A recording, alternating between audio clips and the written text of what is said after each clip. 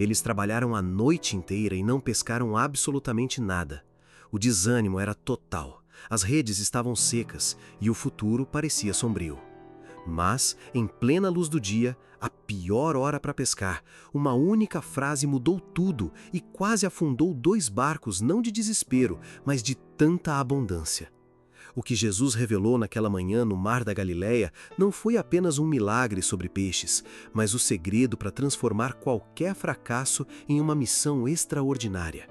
Você está pronto para o que ele tem a dizer hoje? O sol surgia lentamente sobre as águas do Mar da Galileia, espalhando reflexos dourados sobre um cenário marcado pelo cansaço e pela esperança silenciosa. A madrugada havia terminado sem resultado algum para os pescadores. As redes estavam vazias, as mãos feridas pelo trabalho repetitivo tremiam de exaustão. O vento frio da noite ainda permanecia sobre os barcos quando os discípulos finalmente chegaram à margem, trazendo nos olhos o peso de mais uma tentativa frustrada. Enquanto isso, Jesus caminhava próximo à praia, buscando por alguns instantes de tranquilidade antes que a multidão o encontrasse novamente. Mas o descanso durava pouco. Pessoas começavam a surgir de todos os lados, primeiro em pequenos grupos, depois em uma massa crescente que avançava com ansiedade. Homens simples, mães carregando crianças, idosos apoiados em cajados, doentes conduzidos pelos familiares. Todos se apertavam para ouvir aquele cuja voz parecia alcançar lugares onde nenhuma outra palavra conseguia tocar. A pressão da multidão aumentava a cada instante, até que Jesus entrou no barco de Pedro e pediu que ele se afastasse um pouco da terra. E então, sobre as águas inquietas, começou algo que o céu inteiro observava em silêncio. O Filho de Deus, sentado num simples barco de pescador, falava ao coração de pessoas esquecidas pelo mundo, enquanto a luz da manhã envolvia a praia como se a própria criação parasse para ouvi-lo. Havia algo profundamente poderoso naquele momento. Nenhum palácio, nenhum templo adornado de ouro, nenhuma autoridade humana cercando o Mestre. Apenas o lago, o vento, as montanhas distantes e uma multidão sedenta de esperança. Ainda assim, jamais existira cenário mais grandioso. Cada detalhe ao redor parecia servir às palavras que saíam de seus lábios. O brilho da água, o voo das aves sobre o lago, os campos verdes além das colinas, tudo se transformava em linguagem viva para os ensinamentos do reino de Deus. E enquanto Jesus falava, os corações começavam a despertar como terra seca, recebendo chuva depois de longa estiagem. Muitos ali carregavam dores ocultas que ninguém conhecia. Alguns haviam perdido quase tudo. Outros já não acreditavam que Deus ainda os enxergasse. Mas cada frase pronunciada por Cristo penetrava profundamente na alma daqueles homens e mulheres. Não havia discurso vazio, nenhuma palavra era desperdiçada. Cada mensagem encontrava alguém que precisava ouvi-la exatamente naquele instante. Os profetas haviam anunciado aquele dia muitos séculos antes. O povo que andava em trevas viu uma grande luz. Isaías 9:2. E agora, aquela luz estava ali, diante deles, não como um guerreiro poderoso segundo as expectativas humanas, mas como um salvador acessível, próximo, cheio de compaixão, sentado humildemente no barco de um pescador cansado. Enquanto a multidão ouvia em silêncio, Jesus enxergava muito além daquela praia.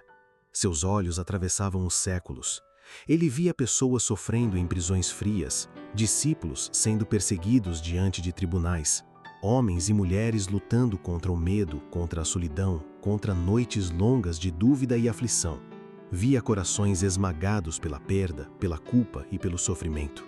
E aquelas palavras ditas junto ao lago carregavam uma mensagem destinada também a eles. Cada promessa anunciada naquela manhã viajaria através do tempo pelo poder do Espírito Santo, alcançando vidas em lugares distantes, em épocas futuras, em momentos de profunda escuridão. A voz que ecoava sobre as águas do mar continuaria falando quando os impérios desaparecessem, quando reis caíssem e gerações inteiras passassem. Havia uma paz em sua voz, uma paz diferente de tudo o que o mundo podia oferecer. E mesmo os mais cansados começavam a sentir dentro de si algo renascer lentamente. Mas entre todos os presentes naquela praia, um homem permanecia preso aos próprios pensamentos.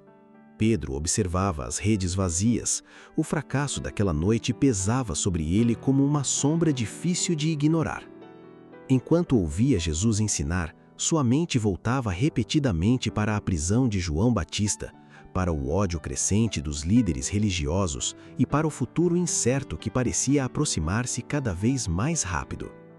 Quando o discurso terminou, o silêncio pairou por alguns segundos sobre as águas. Então Jesus voltou-se para Pedro e deu uma ordem simples, mas desconcertante. Faze-te ao mar alto e lançai as vossas redes para pescar. Por um instante, tudo dentro de Pedro hesitou. Ele conhecia aquele lago desde criança, sabia reconhecer o comportamento das águas, os horários certos, os movimentos dos peixes. E sabia, acima de tudo, que não havia mais possibilidade de pesca naquela manhã. Haviam trabalhado durante toda a noite. Cada tentativa terminara em vazio. Cada rede recolhida aumentava ainda mais o desânimo dentro do barco. Suas mãos estavam cansadas. Seu espírito também. O futuro parecia incerto demais. As ameaças contra Jesus aumentavam. João Batista estava preso. Os líderes religiosos observavam cada passo do mestre com crescente hostilidade. E agora sua própria profissão parecia falhar diante de seus olhos. Talvez Pedro sentisse medo de continuar acreditando. Talvez estivesse cansado de esperar algo diferente acontecer. Mas então olhou para Jesus, e havia naquela presença algo impossível de ignorar. Uma autoridade serena, uma paz firme, uma certeza que atravessava qualquer lógica humana. Então, mesmo sem entender completamente, Pedro respondeu: Mestre, havendo trabalhado toda a noite, nada apanhamos, mas sobre a tua palavra lançarei a rede. Lucas 5:5. A claridade da manhã avançava sobre as águas transparentes do mar da Galileia, e todos os pescadores sabiam que aquele já não era o momento certo para lançar redes. A pesca acontecia durante a noite, quando a escuridão escondia os movimentos dos barcos nas águas límpidas do lago. De dia, qualquer tentativa parecia inútil. Pedro sabia disso, André sabia disso, Tiago e João também.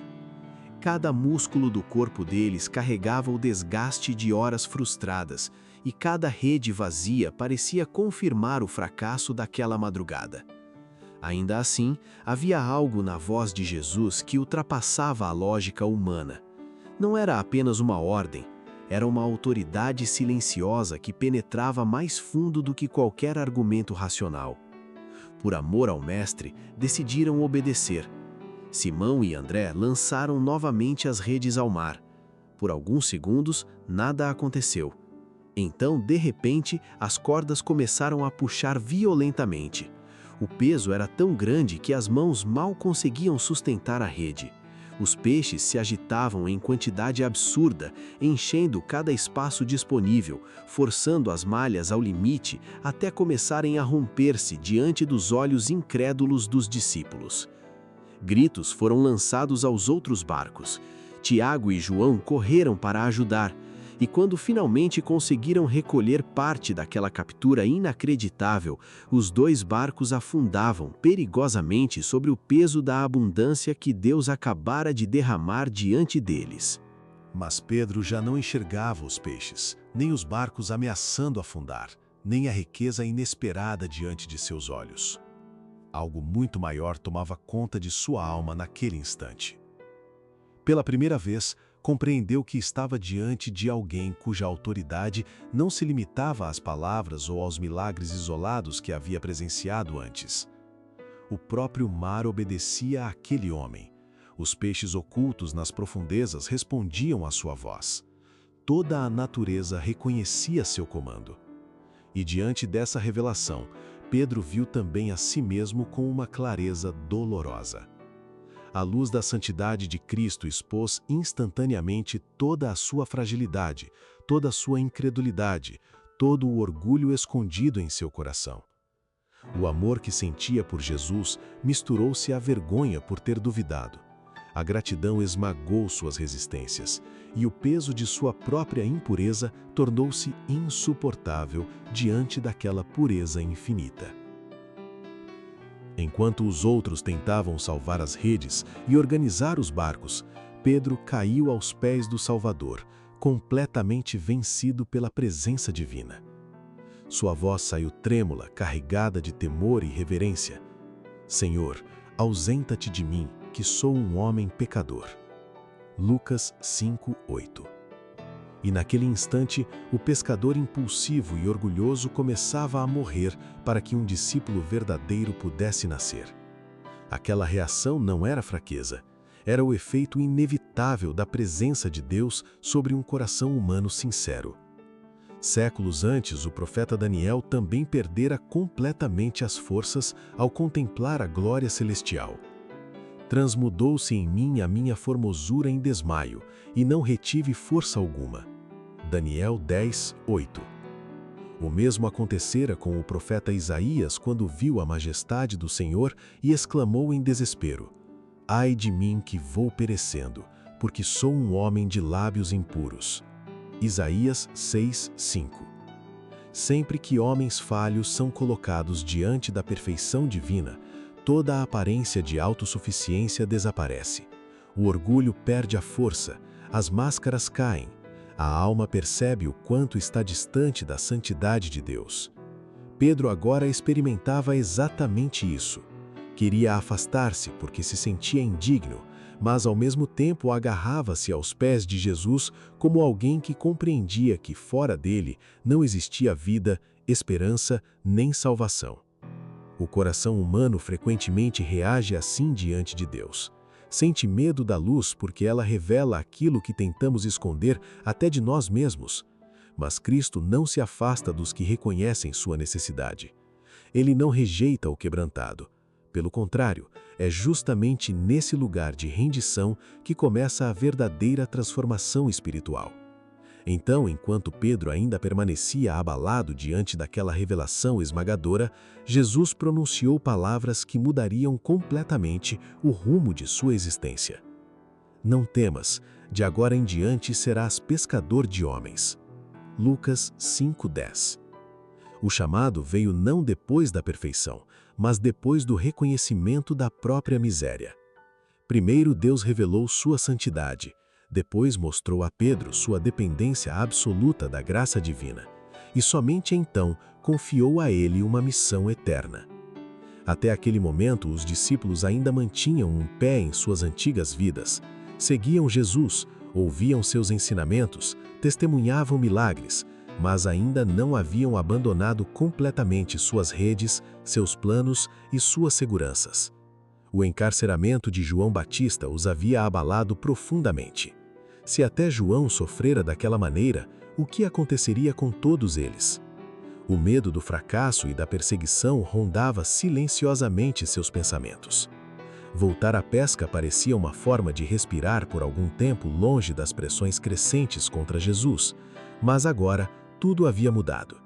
Naquela praia, o mestre não lhes oferecia conforto humano nem promessas de facilidade.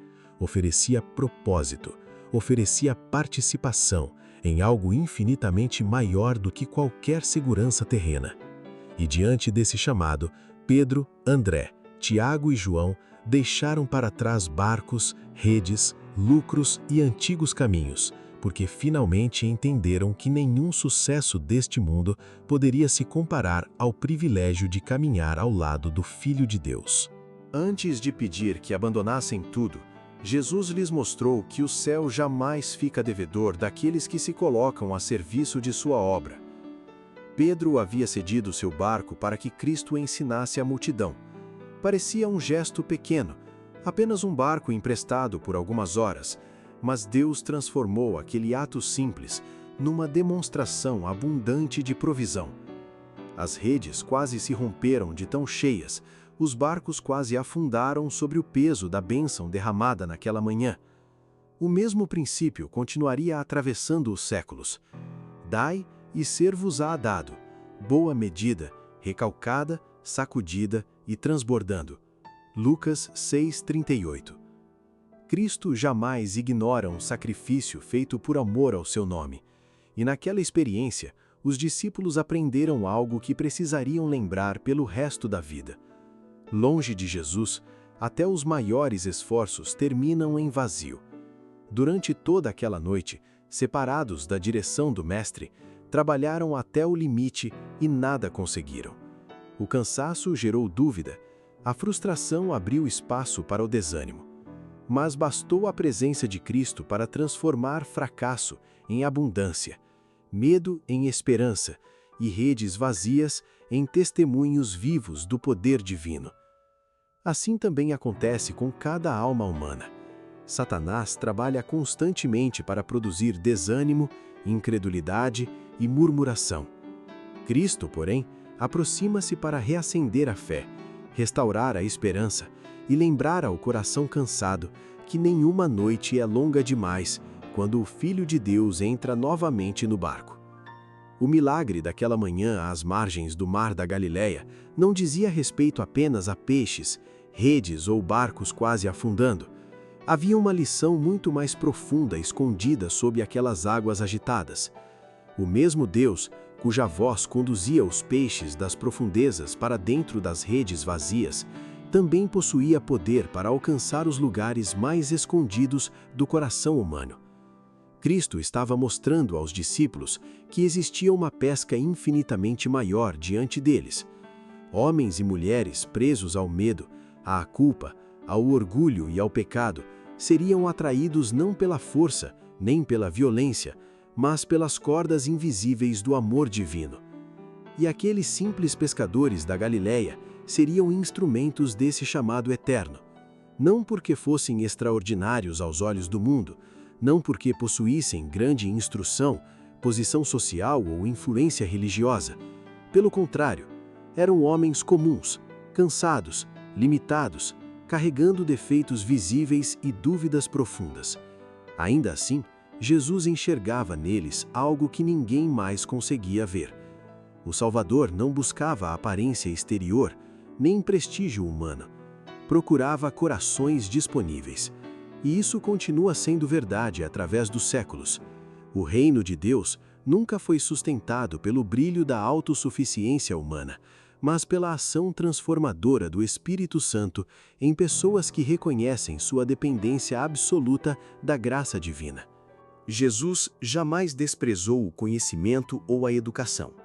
A verdadeira sabedoria, quando colocada sob a direção de Deus, torna-se instrumento de bênção para o mundo. Mas os homens considerados sábios em seus dias haviam permitido que o orgulho transformasse conhecimento em barreira espiritual. Estavam tão convencidos de sua própria superioridade que já não conseguiam enxergar a dor das pessoas ao redor. Tornaram-se especialistas em aparência religiosa, mas incapazes de amar sinceramente. Por isso rejeitaram o Filho de Deus quando ele veio até eles em humildade e simplicidade. Enquanto isso, Cristo chamava pescadores, homens sem prestígio, trabalhadores anônimos acostumados ao esforço diário e à dureza da vida comum. Não porque fossem naturalmente superiores, mas porque ainda eram ensináveis. Havia humildade em seus corações. Havia espaço para transformação. O Senhor procura pessoas que permitam que sua graça flua livremente através delas, como canais desobstruídos por onde a água viva pode alcançar outros corações sedentos. E a primeira grande lição para quem deseja cooperar com Deus continua sendo a mesma: desconfiar de si mesmo. Enquanto o ser humano estiver cheio de orgulho, não haverá espaço para o caráter de Cristo crescer dentro dele. O verdadeiro discipulado começa quando a confiança na própria força é substituída pela dependência silenciosa do poder divino. Aqueles pescadores talvez jamais imaginassem que seus nomes atravessariam os séculos. Trabalhavam em silêncio, repetindo diariamente a mesma rotina cansativa à beira do lago. Mas Jesus via potencial escondido sob a simplicidade daqueles homens. Via coragem, onde outros enxergavam apenas rudeza. Via fé, ainda em formação. Via instrumentos preparados para carregar o Evangelho até os confins da terra. Há muitas pessoas assim espalhadas pelo mundo, homens e mulheres aparentemente comuns, vivendo ocupações simples, sem imaginar as capacidades que Deus colocou dentro deles. Muitas vezes o mundo ignora essas pessoas, porque valoriza a aparência, títulos e reconhecimento humano. Mas Cristo enxerga diferente. Basta o toque de sua mão para despertar dons adormecidos, restaurar propósitos esquecidos e transformar vidas inteiras. Por isso, Jesus chamou aqueles homens para caminhar ao seu lado. Não lhes ofereceu apenas conhecimento teórico, ofereceu convivência, presença, relação. Durante 3 anos, aqueles discípulos viveriam perto da maior manifestação de amor, verdade e santidade que o mundo já conheceu. E pouco a pouco, começariam a refletir o próprio caráter do Mestre. As pessoas passariam a olhar para eles e perceber algo diferente.